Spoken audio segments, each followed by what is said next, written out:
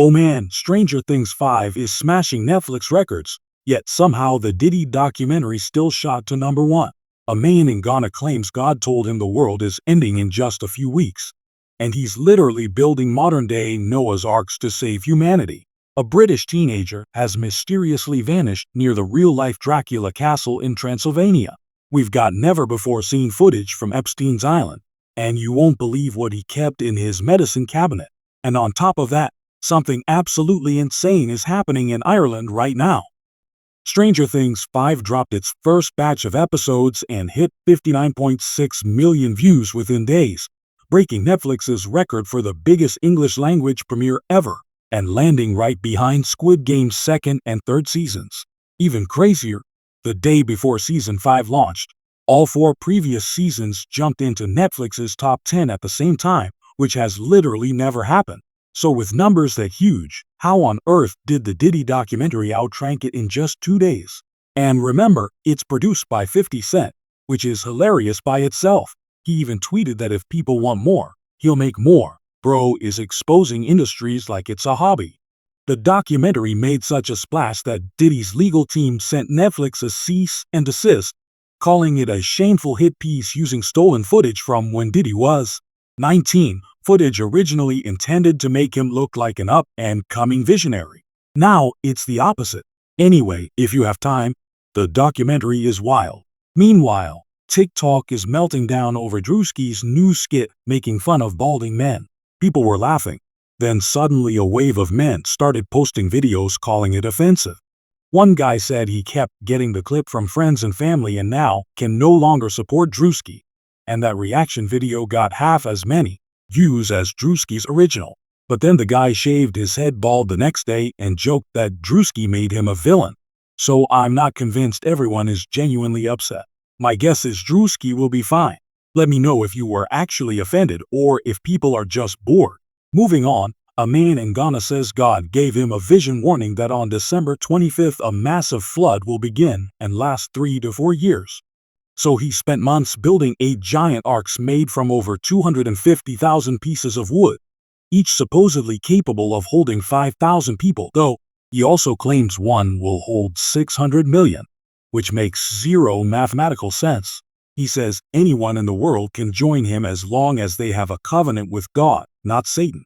People online are trolling him, asking if the arks will have phone chargers so they can livestream the flood. I don't know. Maybe we shouldn't mock the man building boats before Christmas. Do we all meet in Ghana for the holidays or what? Anyway, this week we also got newly released footage from Epstein's island courtesy of the House Oversight Committee, and it is creepy. FBI agents walk through bizarre outdoor structures and unsettling statues, including one of a figure with a bow and arrow. Then there's a room with a dentist chair surrounded by masks of male faces mounted on the walls. Some former FBI agents think they might have been used to hide identities, but that's unconfirmed. There's also a whiteboard with words like power, deception, and political, plus a phone with contacts on speed dial including New York office. And inside the bathroom cabinet, no baby oil like the Diddy memes, Epstein kept Johnson & Johnson talc powder. At this point, we're living in the Diddy-Epstein cinematic universe. Next, a serious story. 18-year-old George Smith from Shropshire, England disappeared while hiking toward Bran, the Romanian village where Dracula's castle is located. He managed to make one emergency call saying he was freezing, exhausted, disoriented, and stuck in a remote mountain area with snow, heavy winds, and dense fog. That was on November 23rd, and no one has heard from him since. Search teams only found his backpack with his tent, sleeping bag, and food still inside.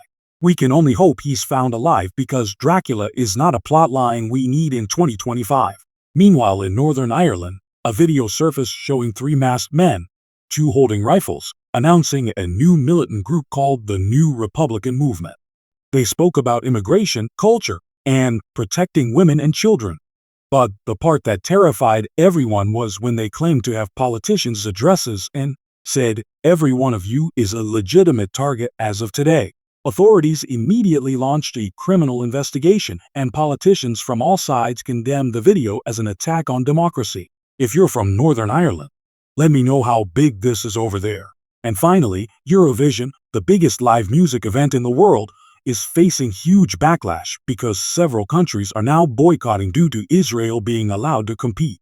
Ireland, Spain, the Netherlands, and Slovenia have all pulled out, with Ireland saying participating would be unconscionable given the crisis in Gaza. Spain boycotting is especially massive because they're one of the competition's Big Five, which automatically qualify for the finals. Israel, on the other hand, praised the decision to include them, calling it a gesture of solidarity. What do you think? Should Israel be allowed to participate? And are the boycotts fair?